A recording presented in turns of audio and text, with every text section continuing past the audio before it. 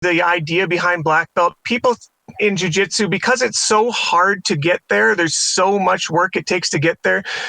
There's a certain amount of reverence that is deserved, but also that isn't deserved, that it's hard to, until you get there, really understand. It's not the end all that people think it is.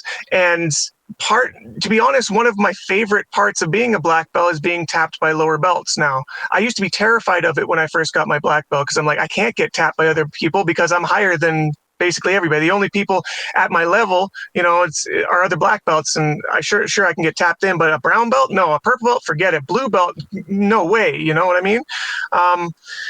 But it's those moments, those failures, that they still happen at black belt. And in fact, I had one here recently at a seminar I went to.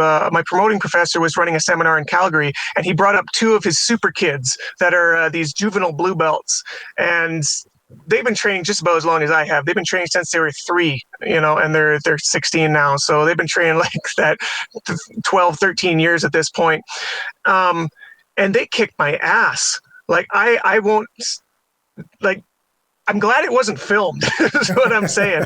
Like, as a black belt, that was an ego check, and I'm thankful for those, and I'm happy for them. And that realization again,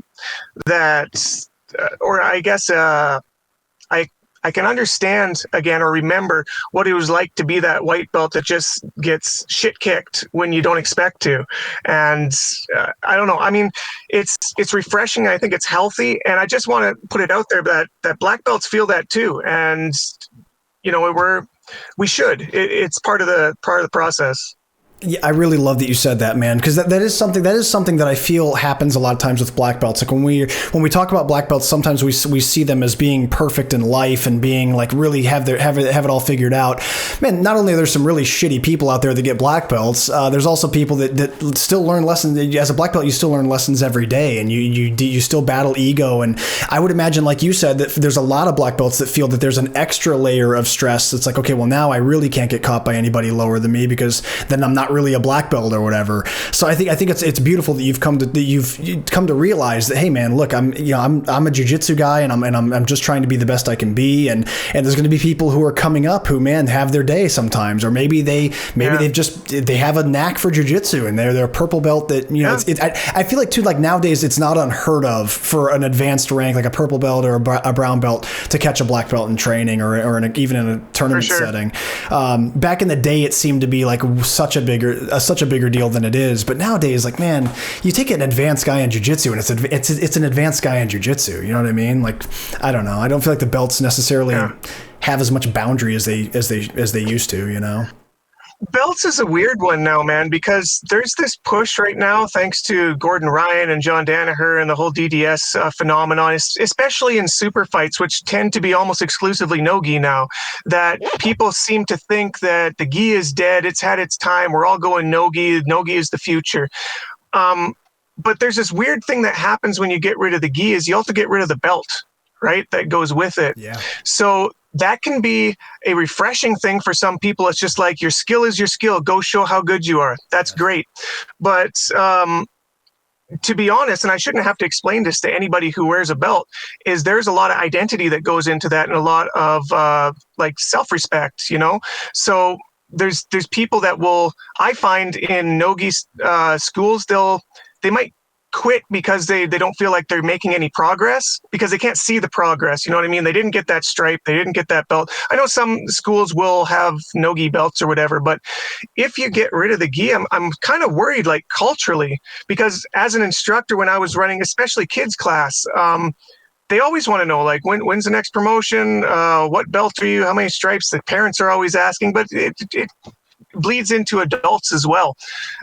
What are your thoughts on that? Like, do you think that it would impact jiu-jitsu on like a practitioner level if we took the belts away? I really do. That's a great topic you brought up, man. I do think it will have an impact on some people. I think for some people, there's a lot of people that show up to train jiu-jitsu and they just want to be better than they were yesterday. And those are the guys I feel like really just accelerate in the sport, in my opinion.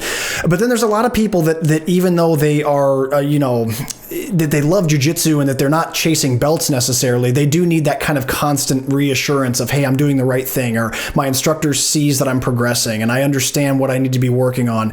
And they basically use the metric of a belt or a stripe to see that progress. And I can imagine that some people out there, a lot of people probably, would. I think it's the majority, to be honest. Yeah, I mean, I'm starting. The more I think about it, I think you're right, man. Yeah, I think a lot of people would have a hard time constantly going through the grind that we're talking about and sort of the suffering of becoming good at jiu-jitsu without really seeing any sort of markers of, hey, man, you're doing good, you're doing the right things. It's a really interesting topic, man. So how many of your students, for example, like when you if you think of all the people you've ever taught, what percentage of them do you think would have been really impacted by removing belts? To be honest, most of them.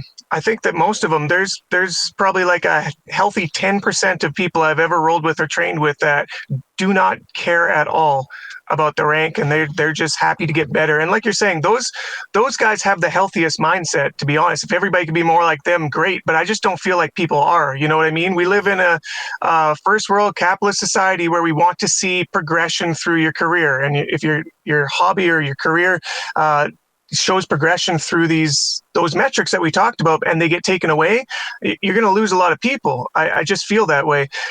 Although there's the opposite side of the coin you could talk about, is there is grappling styles out there that don't have belts, that don't have ranking metrics of that ilk. And one of them could be like collegiate or high school wrestling in the States. There's the only way to say how good you are is to show how good you are and go up to the next division and eventually to the nationals and eventually to Olympics. Like, that's your belt level, right? Yeah. And that's all through meritocracy, right? You have to go out there and fight for it every year. But that is also like an elective in school. Jiu-jitsu is not. Yeah.